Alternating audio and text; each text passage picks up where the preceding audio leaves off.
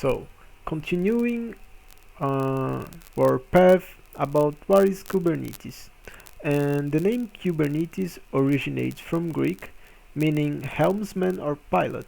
K8S as an abbreviation results from counting the 8 letters between the K and the S.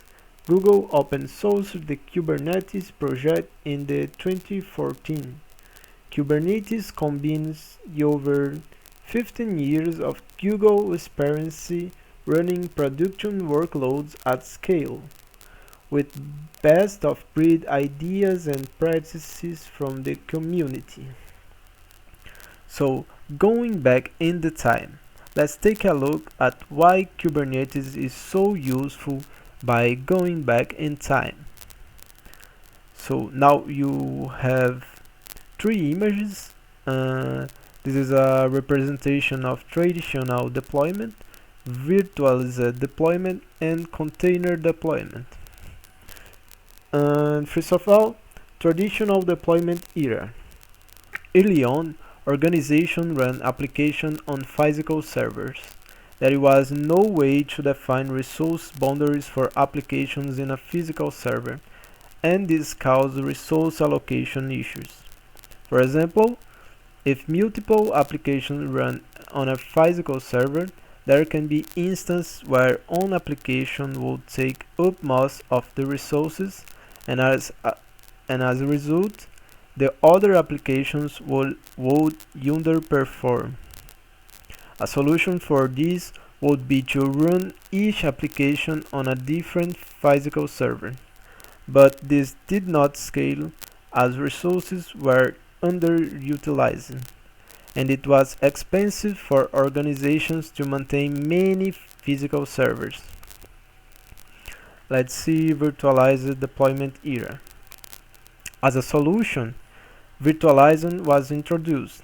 It allows you to run multiple virtual machines on a single physical server CPU. Virtualization allows applications to be isolated between VMs and provides a level of security as the information of one application cannot be freely accessed by another application.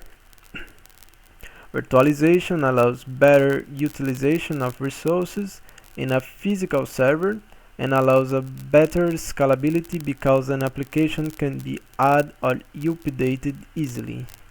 It reduces hardware costs and much more.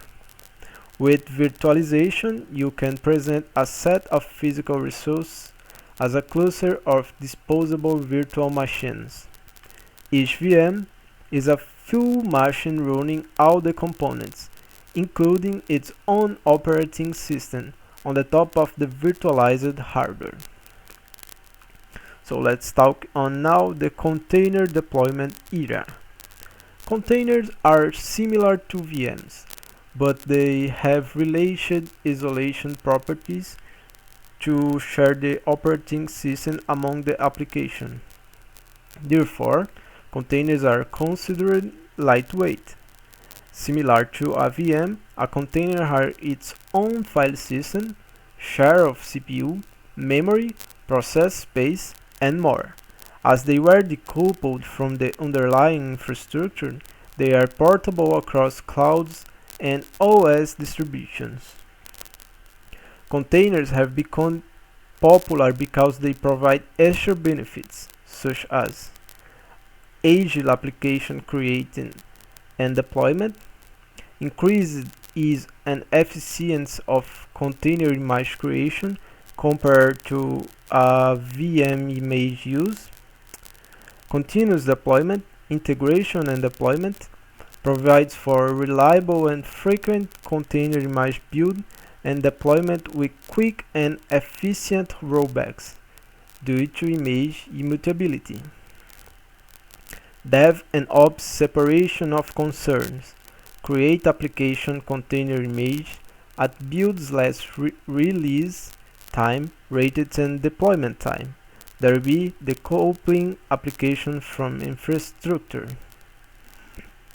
Observability not only surface OS level information and metrics, but also application health and other signals. Environmental consistency across development, testing, and production runs on the same on a laptop and it does on the cloud. Cloud and always distribution portability. It runs on Ubuntu, RHEL, CoreOS, on-premises, and on major public clouds, and elsewhere else. Application-centric management raises the level of abstraction from running an OS and virtual hardware to running an application on an OS using logical resource. It is loosely coupled, distributed, elastic, liberated microservice. Applications are broken into smaller independent pieces and can be deployed and managed dynamically. This is not a monolithic stack running on one big single-purpose machine. Resource isolation, predictable application performance, resource utilization, high efficiency and density.